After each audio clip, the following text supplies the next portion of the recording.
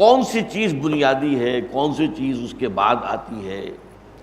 اگر حفظ مراتب نہ کنی زندگی، اگر ان معاملات کے اندر بھی مراتب کا حق نہ رکھا جائے، کس شے کی کیا اہمیت ہے، تو ظاہر بات ہے کہ ہو سکتا ہے کہ ایک شے جو آپ سے 1 من بھر مطلوب ہے وہ تو آپ 1 تولہ کر کے فارغ ہو جائیں، اور جو تولہ بھر مقصود تھی، مطلوب تھی، اس میں آپ 1 من جو ہے اس کے اوپر ڈھیر لگا دیں.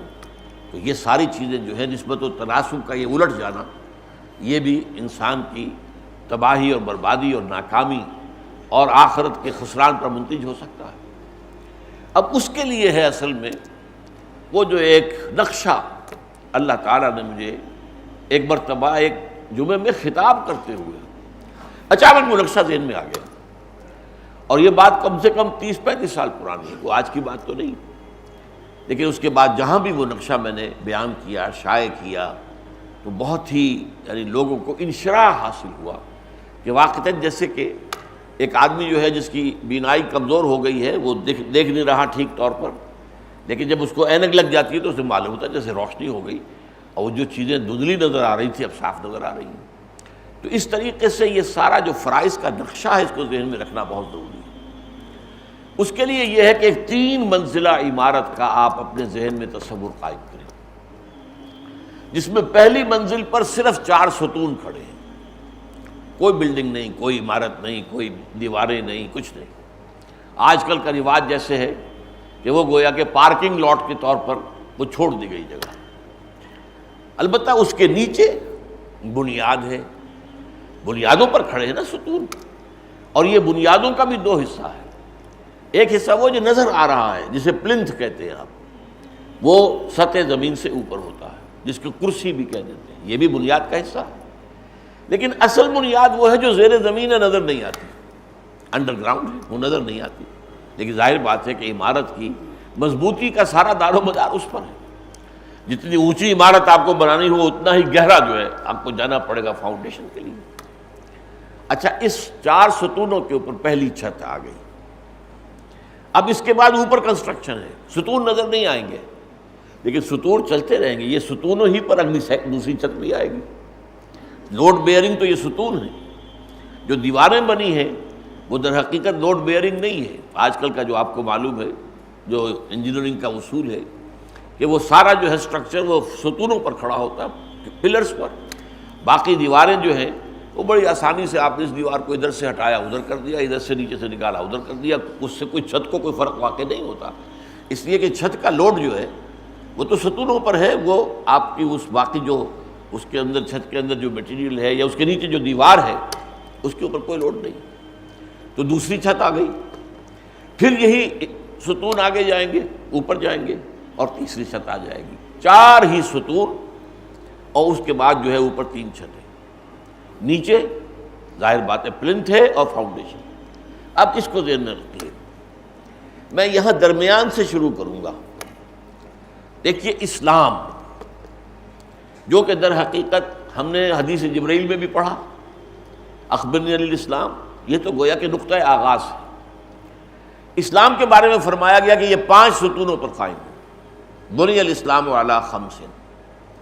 ان میں سے ایک کو آپ سمجھیے پلنتھ لیول جو ہے اقرار باللسان، جو ظاہر ہے.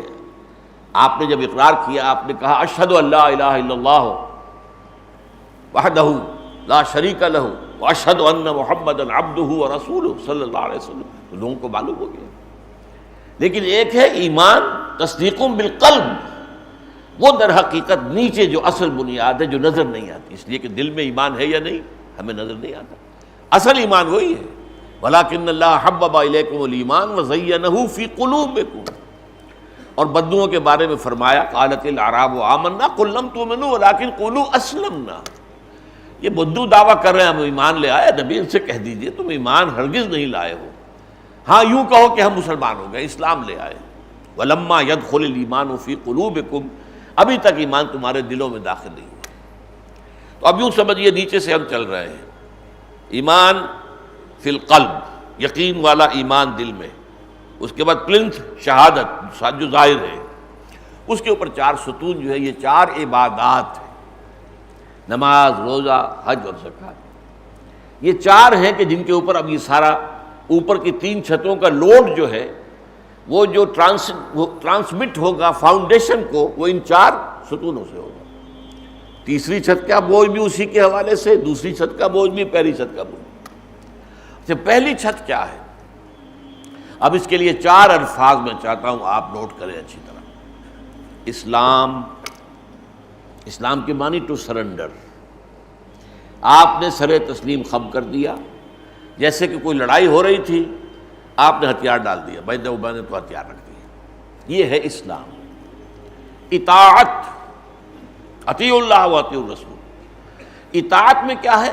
اپنی دلی مرضی سے کسی کا کہنا ماننا، ایک ہے مجبوری کو ماننا، اسلام تو وہ بھی ہو جائے گا، اپنی جان بچانے کے لیے اسلام کا اعلان کر دینا، جیسا کہ حضرت اسامہ رضی اللہ تعالیٰ عنہ کے ساتھ ہوا تھا کہ ایک جنگ میں دو بدو مقابلہ ہوا ایک مشرک سے، کافر سے۔ اس نے جب دیکھا کہ میری تو اب بس ہو گئی ہے، اب میں کچھ نہیں کر سکتا، مجھے کلمہ پڑھ دیا، اشہد ان لا الہ الا اللہ و اشہد ان محمد رسول اللہ۔